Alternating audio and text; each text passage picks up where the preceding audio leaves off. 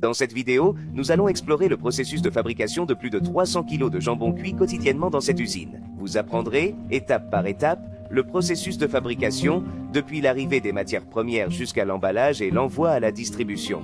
Commençons. Numéro 1. Réception et classification des pâtes arrière. L'inspection initiale dans la fabrication du jambon cuit commence lorsque les pâtes arrière du porc arrivent à l'usine. Dans cet endroit, les pâtes seront inspectées par des humains et des machines.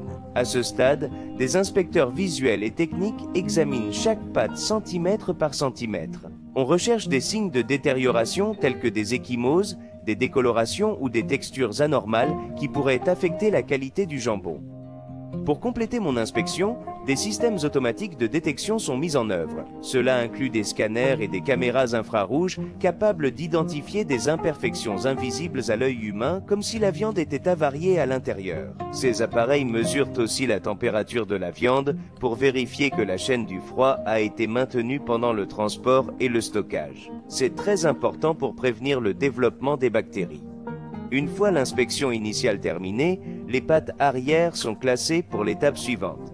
Des équipements avec des capteurs de poids et de volume, ainsi que des caméras haute résolution, peuvent nous fournir une évaluation détaillée des caractéristiques physiques de chaque pâte, comme la taille et la forme. Deuxième étape, désossage.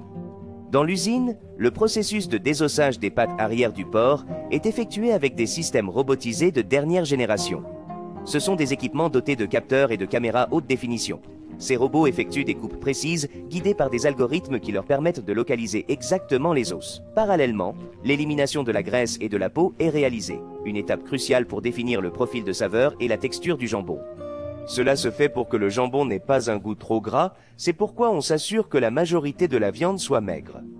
Ce processus est également important pour permettre à la saumure de pénétrer lors du salage, que nous aborderons plus tard.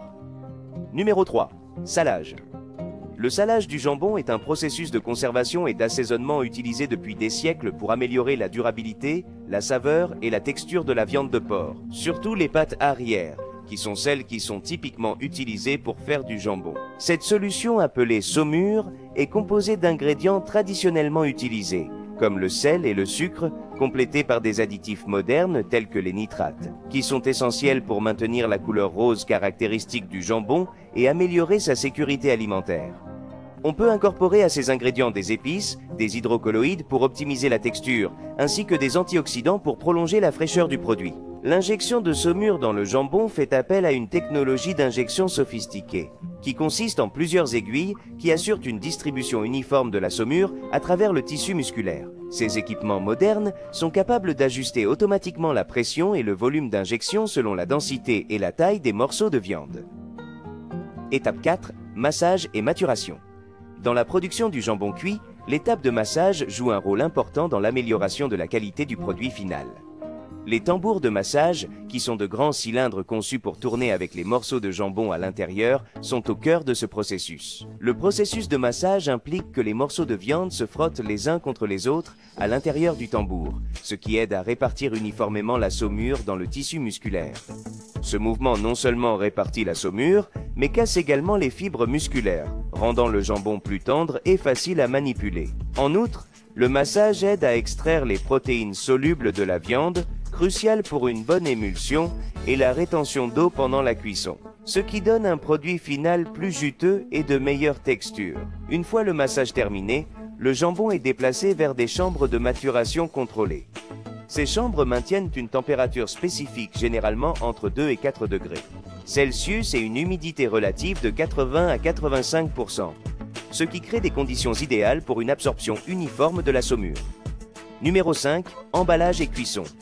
Dans la fabrication du jambon cuit, le processus de saucissonnage détermine la forme, la texture et la qualité du produit final.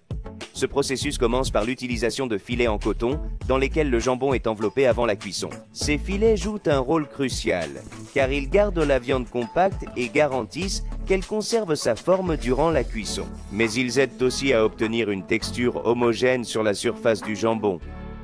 On ajuste la tension des filets ainsi. Un filet trop serré peut trop comprimer la viande, altérant sa texture naturelle et sa capacité à retenir les jus, ce qui pourrait aboutir à un produit final sec et moins savoureux. D'autre part, un filet trop lâche pourrait ne pas maintenir correctement la viande, entraînant des déformations qui nuiraient à la présentation du jambon. Le jambon saucissonné est ensuite transféré dans des fours spécialisés. De plus, le jambon peut être soumis à un processus de fumage. Utilisant des copeaux de noyer, c'est un processus qui non seulement donne un goût distinctif et recherché au jambon, mais qui est aussi régulé numériquement pour contrôler la quantité de fumée, la température et le temps d'exposition à la fumée. Cela garantit une pénétration uniforme de la saveur fumée dans toute la viande. Numéro 6. Refroidissement. Suite à la cuisson et au fumage, le jambon entre dans une phase cruciale qu'on appelle le refroidissement. Le but principal du refroidissement est de faire baisser rapidement la température du jambon cuit. C'est essentiel car les températures élevées, en particulier entre 5 degrés C et 60 degrés C, représentent ce qu'on appelle la zone de danger pour le développement bactérien. On utilise des chambres de refroidissement pour réduire la température. En plus des chambres, dans certains processus, les jambons sont immergés dans des cuves d'eau froide ou passent par des tunnels d'air froid. Numéro 7. Emballage. Dans l'usine de transformation du jambon, la phase d'emballage sous vide est l'une des étapes les plus importantes pour la conservation et la présentation du produit final. Cette étape est mise en place pour garantir la prolongation de la durée de conservation du jambon cuit tout en maintenant son goût et sa texture. Cela est réalisé par l'élimination de l'air et plus précisément de l'oxygène, de l'intérieur de l'emballage. L'oxygène joue un rôle essentiel dans la dégradation des aliments car il favorise le développement de micro-organismes et l'oxydation. En éliminant l'oxygène, on réduit la possibilité de croissance bactérienne et on préserve mieux les propriétés du jambon.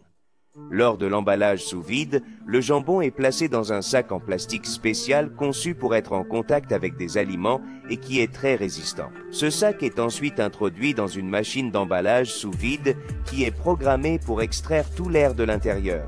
Cela crée un milieu presque complètement dépourvu d'air à l'intérieur de l'emballage. Dans certains cas, les machines d'emballage sous vide n'extraient pas seulement l'air, mais peuvent également injecter des gaz inertes comme l'azote ou le dioxyde de carbone. Ces gaz n'interagissent pas avec les aliments et contribuent à préserver la qualité du jambon en réduisant davantage la prolifération des bactéries et autres microbes. Cette méthode est connue sous le nom d'emballage en atmosphère modifiée et est particulièrement utile pour les produits nécessitant une conservation prolongée. Après emballage, tous les paquets de jambon subissent des contrôles automatiques. Ces inspections réalisées avec des caméras et des capteurs garantissent que le scellage de chaque sac est hermétique et qu'il n'y a pas de fuite d'air. Dans la prochaine vidéo, nous verrons comment l'huile d'olive est fabriquée, depuis la récolte des olives jusqu'à la filtration de l'huile pour l'emballage et la commercialisation. Pour voir la prochaine vidéo, abonnez-vous et activez la cloche pour ne pas la rater. Dites-moi quel autre processus vous intéresse. Nous examinerons toutes les suggestions afin d'expliquer le processus de fabrication de vos retours.